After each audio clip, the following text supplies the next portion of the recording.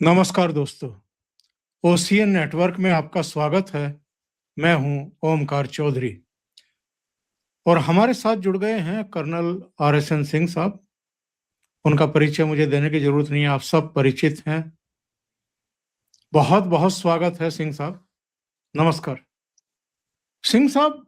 आज हम बात करने वाले हैं, जो आपने सजेस्ट भी किया है, जो रेडिकल इस्लामिस्ट हैं, ये जो जगह जगह, मुझे तो कोई अंतर दिखाई नहीं दे रहा है।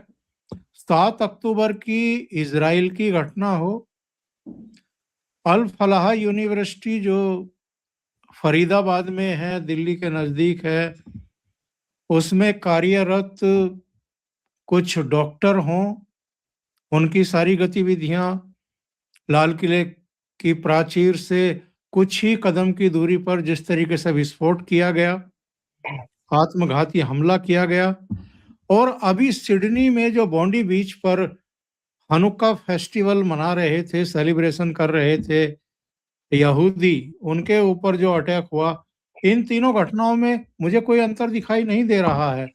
और हम अगर पहलगाम की घटना भी इसमें जोड़ लें तो पहलगाम का जो मोटिव था वही हमें यहाँ भी दिखाई दे रहा है। जी, आपके दर्शकों को मेरा नमस्कार, मेरा प्रणाम। बहुत आपने अभिनंदन। बिल्कुल सही कहा। आपने बिल्कुल सही कहा। ये जो तीन घटनाओं का जिक्र किया, इससे एक बात तो साफ जाहिर है कि निशाने पे न कोई आपसी रंजिश थी, न कोई धन, न दौलत, किसी से चीज का झगड़ा नहीं था, व्यक्तिगत रूप से झगड़ा नहीं था। तो लक्ष्य कहें, निशाना कहें, टारगेट कहें, ऑब्जेक्टिव कहें, वो एक कम्युनिटी, एक दूसरे मजहब, उसके खिलाफ एक तरह का ये युद्ध है। जो ऑस्ट्रेलिया में हुआ, वहां के बोंडी बीच पर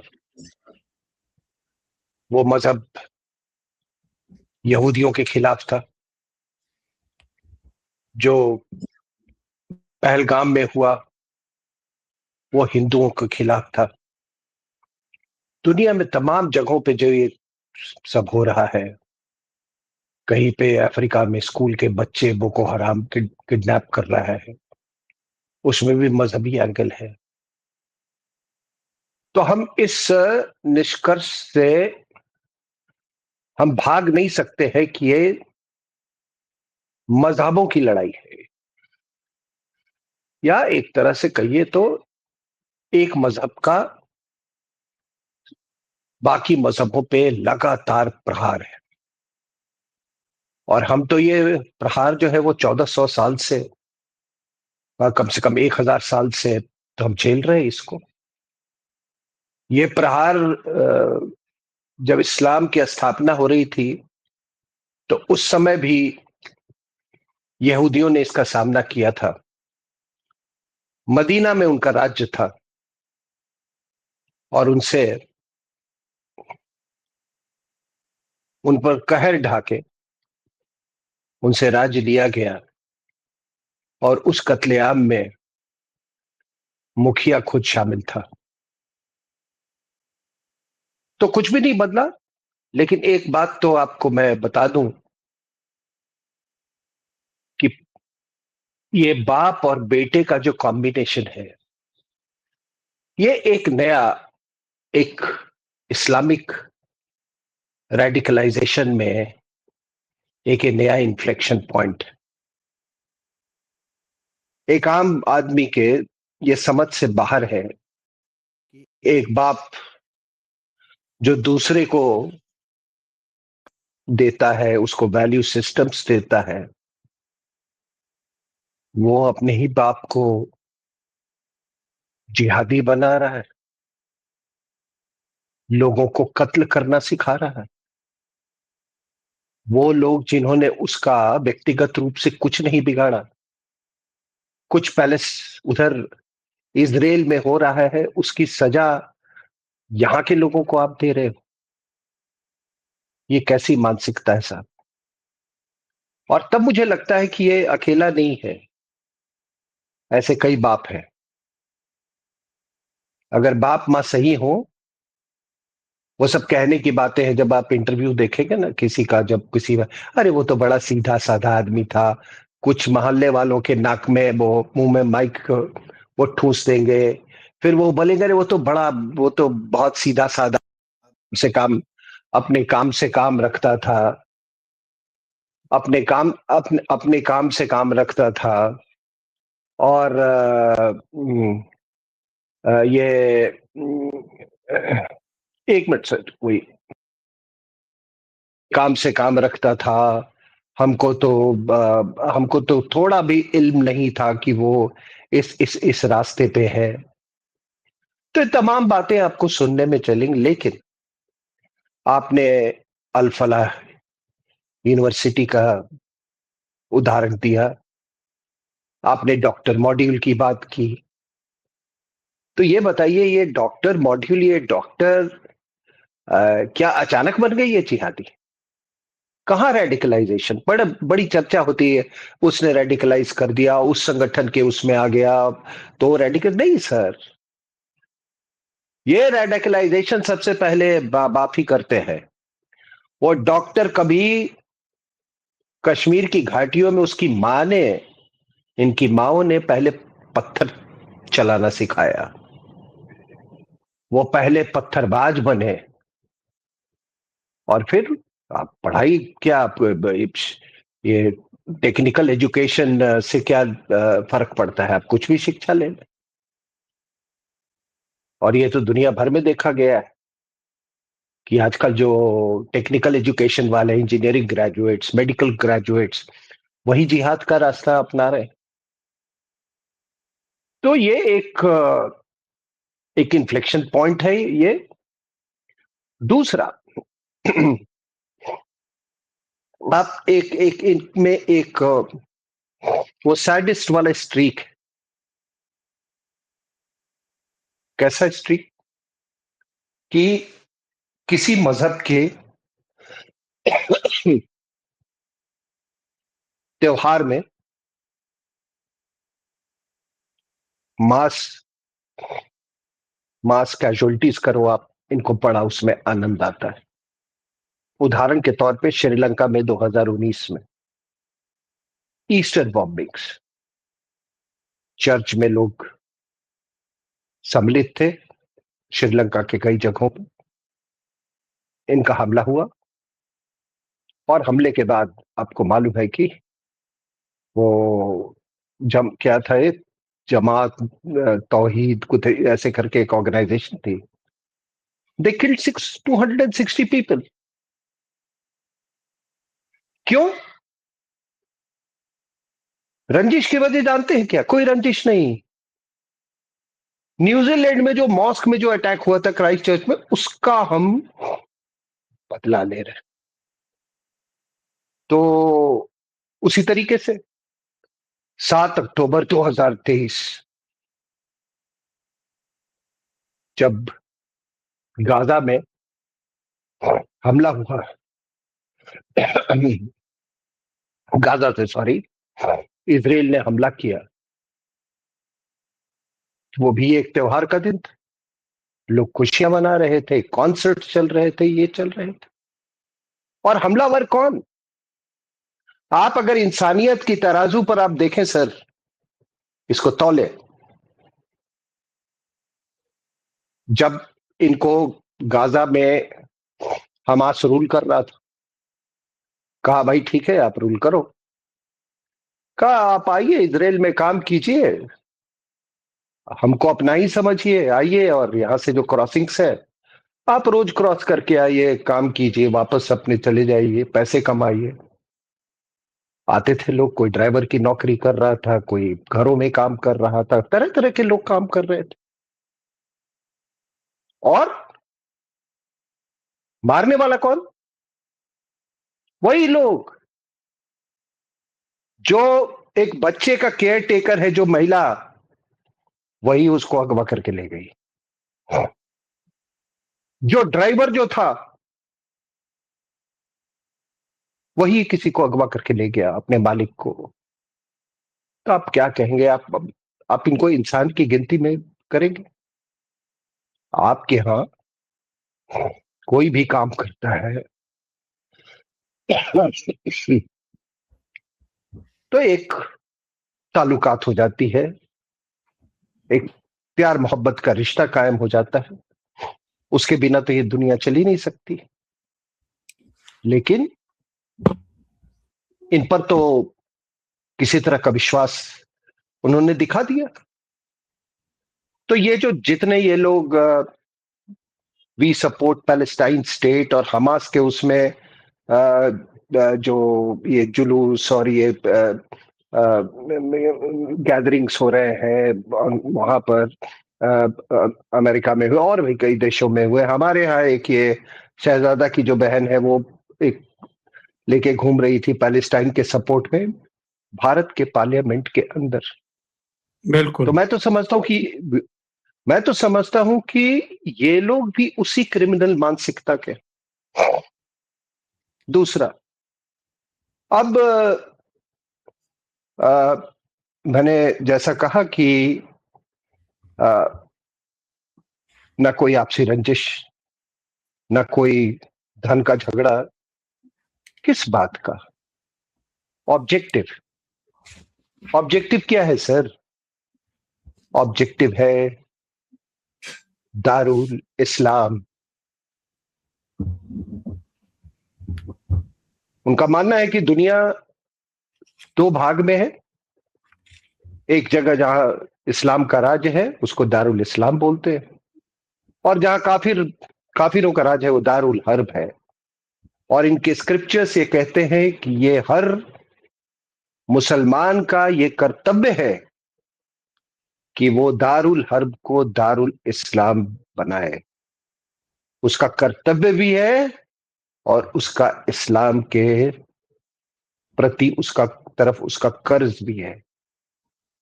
मैं तो तमाम टेलीविजन डिबेट्स पे जाता हूं, उस मजहब के भी लोग आते हैं। मैंने हमेशा कहा है कि आप ये इसको कंडेम करते हैं, आप एक कॉन्सेप्ट को, दारुल इस्लाम को। उनके मुंह में दही जम जाती है। मैं उनको ये पूछता हूं कि क्या आप गजवाए हिंद को ये करते हैं, एंडोर्स करते हैं? ना तो वो हाँ बोलते हैं, ना तो नाम बोलते हैं। तो एक बात कहिए सर कि ये जो सिलसिला है ये दारुल हर्ब को दारुल इस्लाम बनाने का, इसके कारण हम 1000 साल से ये प्रहार हम झेल रहे हैं। और 1000 साल से तैमूर से लेके अहमद शाह अब्दाली तक, अब्दाली से लेके जिन्ना का डायरेक्ट एक्शन डे तक हम ये प्रहार झेल रहे हैं। और फिर भी ये आप अगर इनको कहेंगे कुछ तो ये कहेंगे कि नहीं नहीं नहीं नहीं, नहीं आप आ, ये मजहब का कोई वो नहीं होता, ये टेररिज्म का कोई कोई मजहब नहीं होता, कोई धर्म नहीं होता। सर, दहशतगर्दी का कोई मजहब कोई धर्म नहीं होता। माओवादी भी टेररिस्ट है, लेकिन जिहादी जिहादी दहशतगर्दी का मजहब होता है और वो मजहब है इस्लाम। तो अभी क्या करते हैं कि ये ऐसे ही तर्क देने लगते हैं, और हमने ये तर्क बोलते जिहाद, अरे आप जिहाद नहीं जानते, जिहाद में क्या लिखा है, हमको क्या मतलब है कि तुम्हारे जिहाद में क्या लिखा है? बिल्कुल। हमको उससे कोई मतलब नहीं, हम तो शांति चाहते हैं। वो आप उनको सिखाओ ना। जो ये जिहाद का एक बहुत, जो आपके अनुसार जो विकृत रूप दिखा रहे हैं, वो तो बढ़ता जा रहा है। दूसरा है कि एक क्या होता है सर कि ये लोग कौन है जो इस तरह का एक तरह का कवरिंग फायर देते हैं? तो कवरिंग फायर ये शुरू से ही है। इस्लाम में जब भी इस्लामी आक्रांता है तो कवरिंग फायर देने वाले तरह तरह के लोग थे। पहले सूफी लोग थे, वो सूफी लोग जो वो कवरिंग फायर देते थे कि एक ने आपको मारा पीटा, तलवार पर सलवार पहना दिया, और दूसरे ने पुचकारा, आपको गाने सुनाए, और ये अल्लाह मौला किया उसने। वो एक कवरिंग फायर था।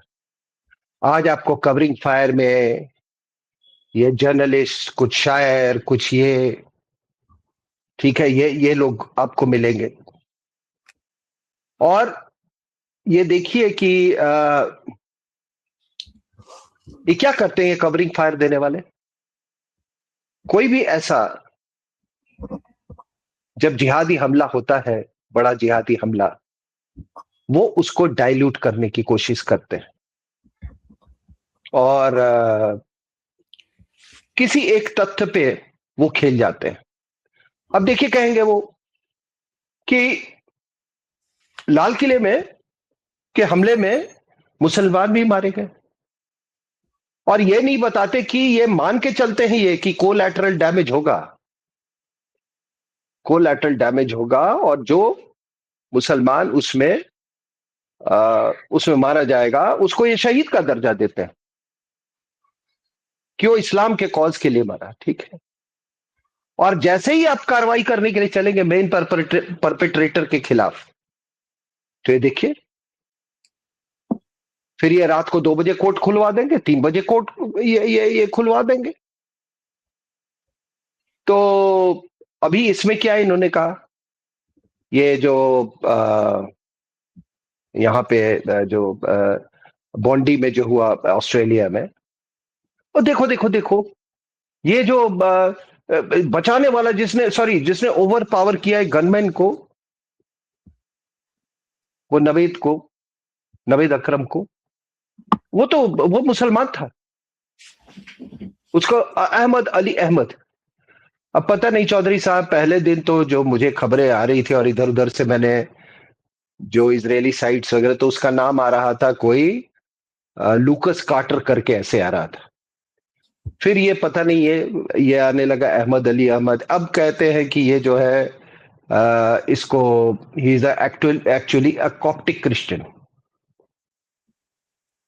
From Syria. तो एनीवे, तो ऐसा है सर कि ये ऐसा नहीं है कि इसका अंदेशा नहीं था, या मैं क्या कहूं, इसका बिल्कुल ही इल्म नहीं था कि 7 अक्टूबर 2023 के बाद से लगातार वहां पर ऑस्ट्रेलिया में यहूदियों को टारगेट किया जा रहा है, उनके सिंबल्स को टारगेट किया जा रहा है, उनके प्लेसेस ऑफ सिनागॉग्स को टारगेट किया जा रहा है। और बात तो यहां तक पहुंच गई थी कि कुछ भयंकर योजनाएं जो है वो ईरानियन एम्बेसी बना रही थी, वहां से डिप्लोमेटिक रिलेशंस ऑस्ट्रेलिया ने काट लिया था, डिप्लोमेट्स को जो है उन्होंने एक्सपेल कर दिया था। तो इसका इसका इल्म था, इसका ऐसा नहीं है कि इनफैक्ट आप अभी मैं कल पढ़ रहा था इनका नेतन्याहू साहब का, उन्होंने एक स्टेटमेंट जारी किया कि मैंने तो पहले ही अल्बनीज को वार्न किया था अगस्त कि में ये ही जो आप जी कि अगस्त में ही आपको हमने कि आपको हम जो हमने पहले ही हमने आपको ये आगाह किया था कि जिस तरह का आप डिप्लोमेटिक पोस्चरिंग कर रहे हो पैलेस्टीनियंस को और पैलेस्टीनियन स्टेट को लेके, और ये वी सपोर्ट पैलेस्टाइन जैसे कि बाकी ये ब्रिटेन कनाडा वगैरह भी कर रहे हैं, आप एक्चुअली हमास के टेररिज्म को आप लेजिटिमाइज कर रहे हो। बिल्कुल, ये उन्होंने कहा, और उन्होंने कहा कि आप तो एक तरह से उनको रिवॉर्ड कर रहे हैं। तो सर ये है, देखिए ये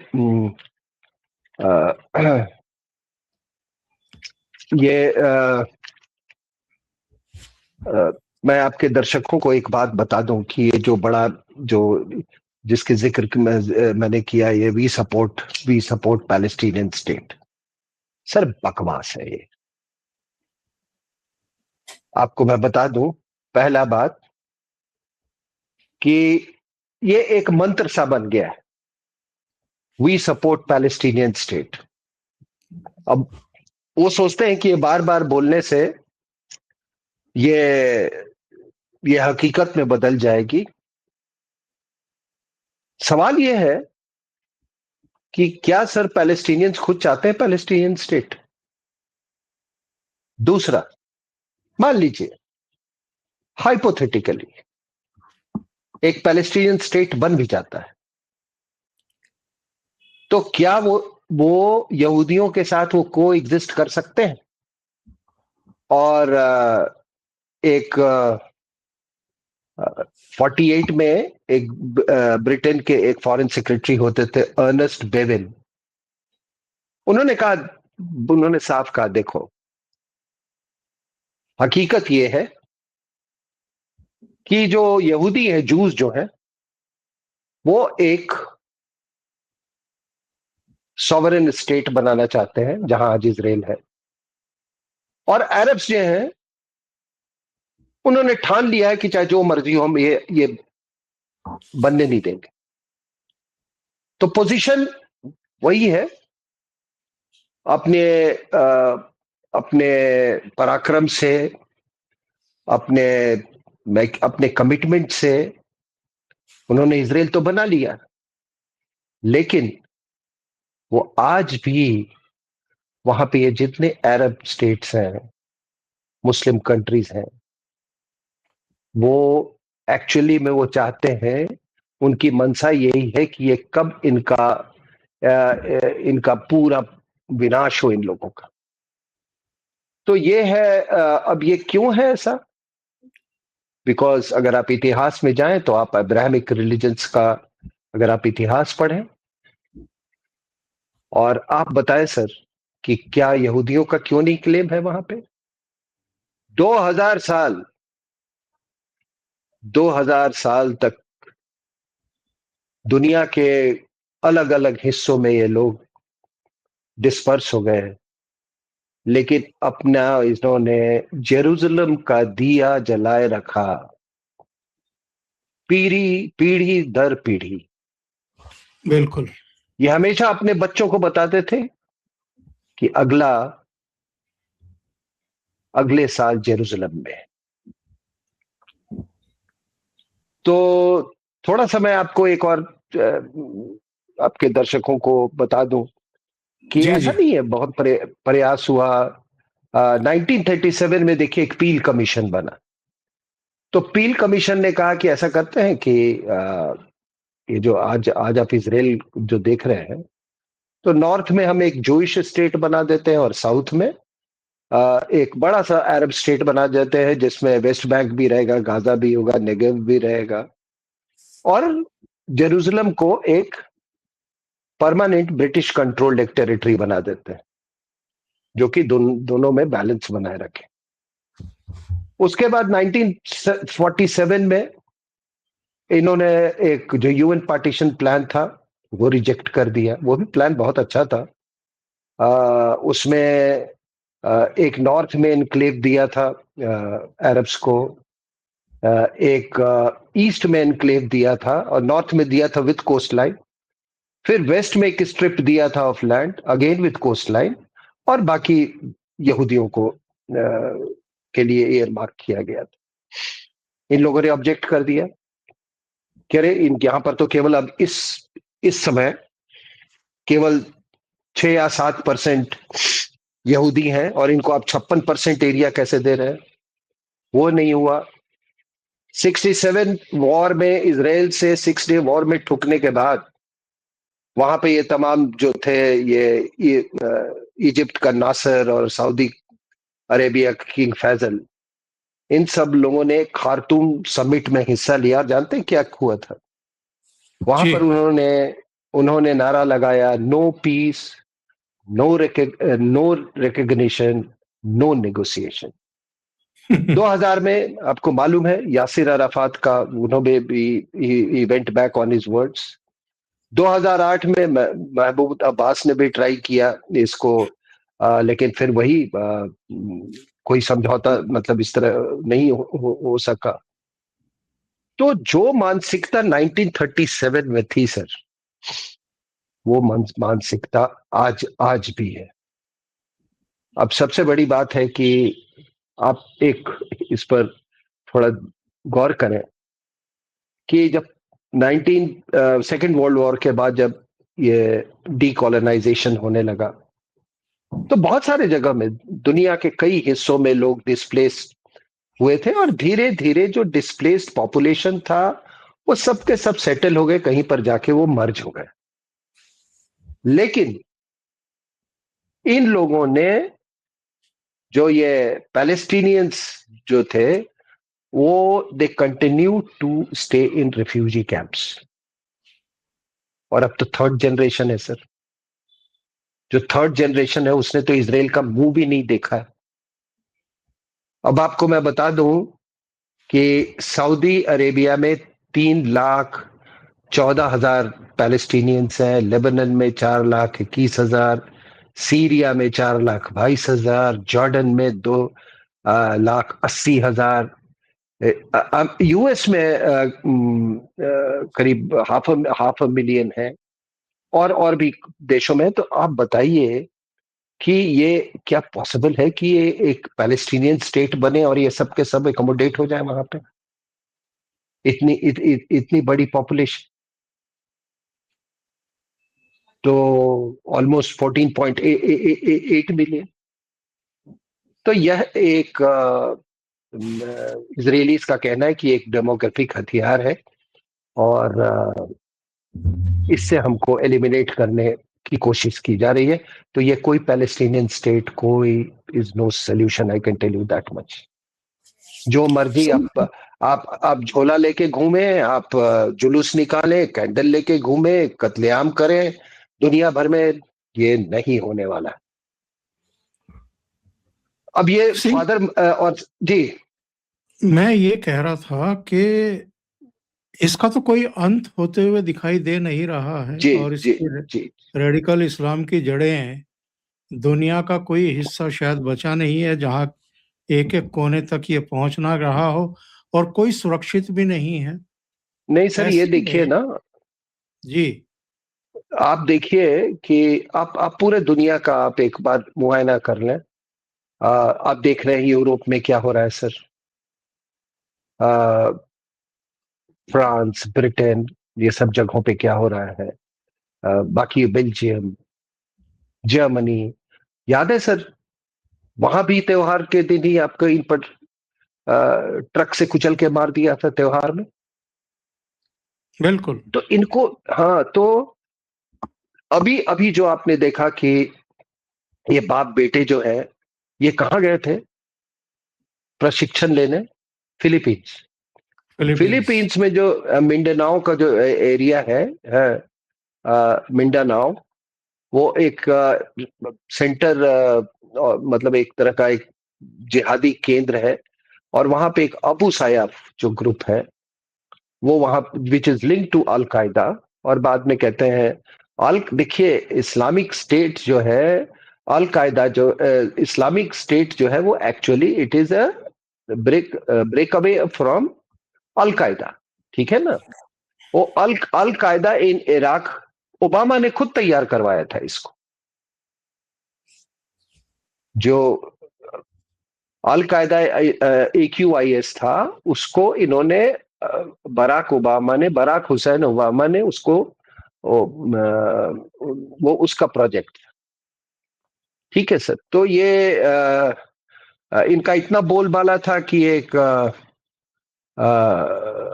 मारावाई आइलैंड है, शहर है, उस पर ये 4-5 महीने इन्होंने कब्जा कर लिया था। और कुछ बनावट भी ऐसी है, वो सदर्न फिलीपींस का जो ये इलाका जो है मिन्नाओ का, वो जंगल है, कोस्ट लाइन भी बड़ा कंसील्ड सा है, माउंटेन्स है। तो वो एक तरह से उसको फैसिलिटेट, और कई और भी वहां पर स्प्लिंटर ग्रुप्स हैं जिहादियों के, जैसे मोरो इस्लामिक फ्रंट, बंगसा मोरो एक और ऑर्गेनाइजेशन है वहां पे। तो ये तो बाप बेटा, आप सोचिए कि ये कहाँ जाते हैं, ये फिलीपींस जाते हैं ट्रेनिंग ट्रेनिंग के लिए। तो आपने बिल्कुल सही कहा कि दुनिया के कई ऐसे कोई ऐसा जगह नहीं, चाहे वो अफ्रीका हो, चाहे वो अ, आपके यूरोप हो, या साउथ ईस्ट एशिया और साउथ एशिया हो, कहीं पे एक जगह थोड़ी सी हम देखते हैं कि वो इतने सक्सेसफुल नहीं हो पाए हैं जिहादी रेडिकलाइजेशन करने में, और वो है central Asia. And this I am talking in relative terms. तो ये हकीकत है सर। तो आ, अब सबसे बड़ी बात क्या है सर कि क्या ये क्या कोर्स क्या ले लिया है जिहाद? केवल ये इनोसेंट लोगों को ही नहीं मार रहे हैं, ये जो पब्लिक स्पेसेस हैं सर, वहां पर इन्होंने ये दहशत फैला रहे हैं सर। कहीं पे मैंने बोला ना सेलिब्रेशन हो रहा है, वो सेलिब्रेशन को हॉरर में, दे कन्वर्ट बिल्कुल celebration into horror. Public places को ड्रेड ड्रेड में। तो मैंने जैसा कहा कि कोई न धन का झगड़ा, न उसका केवल भाई आप एक मजहब से दुश्मनी कर रहे हैं, तो क्या सर ये केवल ये लॉ एंड ऑर्डर सिक्योरिटी का मामला है? ये क्या ये इंटेलिजेंस का मामला है? कृपया इसको इतने संकीर्ण संकीर्ण उस नजरिए से लोग इसको इसको ना देखें। यह एक तरह का सिविलाइजेशनल थ्रेट है। This civilisational threat has to be met. उसका जो रिस्पॉन्स होगा वो भी, खास करके भारत के संदर्भ में, वो भी सिविलाइजेशनल होगा सर। आप देखिए, एक चीज तो ये है कि अ, ये जो जितने हमले हुए, अभी आपने पहलगाम का ये किया, और वहां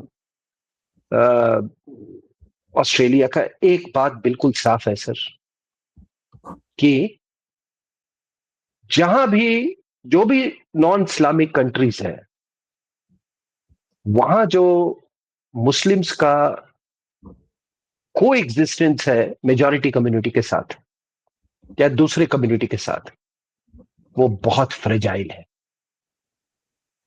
ऑल ये पूरी दुनिया की मैं बात कर रहा हूं। और मैं बार बार ये पब्लिक स्पेसेस पर क्यों इतना जोर दे रहा हूं? जी जी। सर देखिए, पब्लिक स्पेसेस क्या है? हमारे मुसलमान भाई तो ऐसे भी गेटोज में रहते हैं, आपको मालूम है। चाहे वो दिल्ली हो, चाहे कहीं पे हो, गेटोज में ही नहीं रहते, उनकी दुनिया ही कुछ अलग है। दिल्ली में उनका दिन शुरू होता है 11 बजे रात को, और वो एक बहुत अजीब सी दुनिया है। आपको कभी उन इलाकों का दौरा करने का मौका मिला होगा। तो ये पब्लिक स्पेसेस ही जो है, जो हमारे लिए एक को एग्जिस्टेंस का एक क्या मैं कहूं, को एग्जिस्टेंस का एक प्रतीक है, एक सिंबल ऑफ को एग्जिस्टेंस। अब आप लाल किलो को जहां टूरिस्ट जाते हैं उसको भी अगर डिनाई करने लगे हैं, पहलगांव में टूरिस्ट है वहां उसको आप ड्रेड, वहां पर दहशत पैदा कर दें, तो कहां को एग्जिस्टेंस होगा सर? रेलवे प्लेटफॉर्म्स को आप किलिंग फील्ड में बदल दें, स्टेडियम्स को आप किलिंग फील्ड्स में बदल दें, हाउ डू यू को एग्जिस्ट? तो ये देखिए कि एक बात तो साफ है ये ऑस्ट्रेलिया वाले अटैक से, कि एंटी सेमिटिज्म सर खत्म होने के बजाय और खौफनाक हो गया है सर। और ये जो इस तरह की मानसिक, जब आपके टारगेट में बिल्कुल एक मजहब हो, काफिर हो, तो फिर आपने देखा, फिर बायोलॉजिकल वॉरफेयर के लिए भी तैयार रही है सर। बिल्कुल जो वो रेसन का जो ये इन्होंने जो तैयारी कर रहे थे, इनकी तैयारी काफी आगे बढ़ चुकी थी, और भी कहीं तैयारी चल रही होगी। कैपेबिलिटी तो, वो कहते हैं ना, your intention is important, capability तो आ जाएगी किसी न किसी रूप में। उनको कैपेबिलिटी है कि आपके मतलब निर्दोष लोगों को मारना, तो ये इंसान नहीं, ये जानवर है। They have to be dealt accordingly, for God से। अब आप बताइए सर कि अगर ओपन स्पेसेस को आप डिनाई कर दें, उसको प्लेसेस ऑफ ड्रेड बना दें, तो बिना ओपन स्पेसेस के क्या डेमोक्रेसी फंक्शन कर सकती है सर? और अब देख लीजिए ये जो ऑस्ट्रेलिया में हुआ, कई लोग कह रहे थे कि भाई अपने गन पे एक बार किया था इन्होंने इस पर कुछ कंट्रोल, लेकिन आज भी मैं आपको बता दूं ऑस्ट्रेलिया में 40 लाख गन्स हैं सर, सिटीजन्स के पास। हर 100 आदमी के मतलब में कम से कम 15 लोगों वो गन पोजेस करते हैं। तो ये अब क्या रूप लेगा आगे, ये मैं नहीं कह सकता, लेकिन इतना जरूर है सर कि ऑस्ट्रेलिया का क्या रिस्पॉन्स होगा इस टेररिस्ट एक्ट के बाद, वो बहुत हद तक वो जो जिहाद का जो फ्यूचर ट्रैजेक्टरी है वो डिटरमिन करेगा। और जो संकेत आ रहे हैं सर, वो बहुत पीड़ा वाली संकेत है। उन्होंने क्या सा कौन सा एक अभी पार्लियामेंट में बिल पास किया या क्या मूव किया है, समथिंग लाइक कि भाई आप लोग ये इस्लामोफोबिया वगैरह मत क्रिएट, समथिंग ये कि मतलब आप दुश्मनागत ना फैलाएं इस तरीके से। जो बेचारा विक्टिम है उसी को आप और विक्टिम बना रहे हो। तो बिल्कुल। सम काइंड ऑफ वो बिल उन्होंने मूव किया है। तो वही देखते हैं कि क्या ऑस्ट्रेलिया सरेंडर करेगा, और सरेंडर करेगा तो इसका खामियाजा पूरी दुनिया को भुगतना पड़ेगा। अब आप कहेंगे कि ये आ, इसका सोल्यूशन क्या है सर? इसलिए यू विल भी हैव। क्योंकि 2 दिन पहले का मैं डोनाल्ड ट्रंप का एक बयान देख रहा था। इसी घटना पर वो कह रहे हैं कि इस्लामिक आतंकवाद के खिलाफ पूरी दुनिया को एकजुट हो जाना चाहिए। तो पहलगाम के दोषी आसिम मुनीर के साथ व्हाइट हाउस में आप लंच क्यों कर रहे थे? वही मैं कह रहा हूँ, वही मैं कह रहा हूँ। एक्चुअली क्या है ना सर कि मैं अभी इस पे नहीं जाना चाहता कि देखिए क्या है कि अगर आप जियो पॉलिटिकल लोकेशन देखें अमेरिका का, तो उनका क्या है कि अब दूर बैठा 10,000 किलोमीटर 12,000 किलोमीटर वो कैसे इन एरियाज को कंट्रोल करता है, नियंत्रण में करता है? बाई वेपनाइजिंग इस्लाम। शुरू से ब्रिटिश ने भी यही किया, वेपनाइज किया इस्लाम को, तभी पाकिस्तान बनाया, ठीक है ना। उसके बाद अमेरिकन ने, आपको मालूम है उस समय जो सोवियत इन्वेजन हुआ था अफगानिस्तान का, उस समय वेपनाइज किया। पाकिस्तान उसका मेन वेपन है, इस्लामिक वेपन है, ठीक है ना। सो उसके पास ऐसे ही दुनिया पर को नियंत्रण में करने के लिए वो एक तरह का ये कहीं कभी ये अल्ट्रा लेफ्टिस्ट पे लेवरेज करता है, कभी इस पे उससे ज्यादा जिहादिस्ट पे लेवरेज करता है। लेकिन हमको क्या है सर कि हमको ये आइडियोलॉजी को क्रश करनी होगी सर। ये 1400 साल से जो ये एक आइडियोलॉजी जो चल रही है और जो लगातार प्रहार कर रही है सर, इस आइडियोलॉजी को हमको क्रश करना होगा। और ये हमने इसका हम उस समय से इसका प्रहार झेल रहे हैं जबकि अमेरिका बना भी नहीं था। कभी पास्ट में यूरोपियन कंट्रीज ने इसका सामना किया है, क्रूसेड्स का। और आपको मालूम है कि एक ऐसा भी समय आया कि स्पेन ने इनके साथ क्या किया था, वहां से उखाड़ के फेंक दिया था। तो आपको कुछ कुछ तो मतलब आइडियोलॉजी को आपको एड्रेस करना होगा। और आप देखिए हम जब आइडियोलॉजी की बात कर रहे हैं तो इनको ये बात मालूम है कि ये आइडियोलॉजी जो है एक मर्डरस आइडियोलॉजी, इस आइडियोलॉजी में ये मर्डरस है, ये क्रिमिनल्स पैदा करती है, ये सब इनको मालूम है और इसीलिए इन्होंने वो सब बना रखा है कि आपने उसका नाम ले लिया तो आपको सरतन से जुदा कर देंगे। ये सारी कमियों को उसको ढकने का एक तरीका है ये दहशतगर्दी जो है। तो ये इसको मेरा जो नजरिया था मैंने आपको बताया और मैं यहीं पर अपनी बात समाप्त करता हूं। बहुत बहुत धन्यवाद सर। सिंह साहब, आपका बहुत बहुत धन्यवाद इतना समय निकालने के लिए और बहुत ही महत्वपूर्ण मुद्दों पर चर्चा करने के लिए। दर्शकों से निवेदन है, आपको ये चर्चा अच्छी लगी हो तो लाइक का बटन जरूर दबाएं। चैनल अभी तक सब्सक्राइब ना किया हो तो चैनल को सब्सक्राइब कर लें। बहुत बहुत धन्यवाद सिंह साहब, थैंक यू सो मच। नमस्कार।